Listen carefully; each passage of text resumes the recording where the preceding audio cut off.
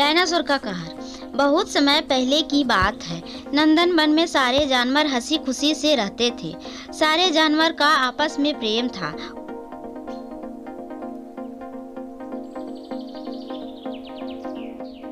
उसी जंगल में एक शेर भी रहता था। वे बहुत डरपोक था। वहाँ का राजा एक गोरिल्ला था। गोरिल्ला बहुत ही दयालु स्वभाव का था। वे सारे जानवरों का बहुत अच्छे से ख्याल रखता था। सभी जानवर गोरिल्ला को बहुत पसंद करते थे। इसी तरह कुछ दिन बीत जाता है। वहाँ अचानक से एक डायनासोर का पूरा परिवार आ जाता है। वे बेहद ही खतरनाक और दुष्ट स्वभाव का होता है। एक दिन की बात है, हिरन घास चरने गया होता है। उसे डायनासोर देख लेता है और उसका पीछा करके जान से मार डालता है। फिर यह बात हिरन के बच्चे को पता चलता है।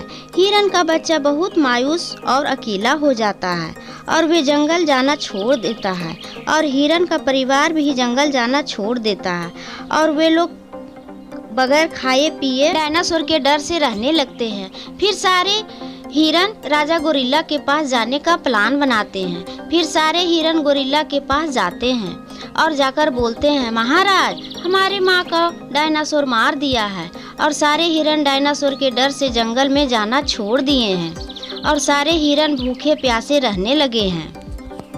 हर समय जंगल में डायनासोर का डर लगा रहता है। फिर गोरिल्ला हिरन का बात सुनकर बहुत क्रोधित हो जाता है और फिर गोरिल्ला बर्फ वाले पहाड़ पर जाकर बैठ जाता है और डायनासोर के परिवार का इंतजार करने लगता है। फिर शाम होते ही डायनासोर का परिवार शिकार के लिए निकलते हैं और गोरिल्ला देख लेता है और वे सारे गोरिल्ला का पीछा करने लगता है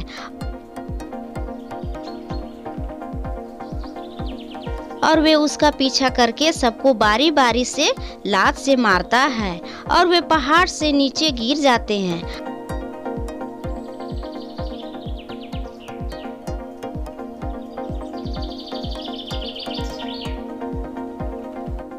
और फिर उठकर भागने लगते हैं। इसी तरह गोरिल्ला डायनासोर के परिवार को जंगल से भगा देता है।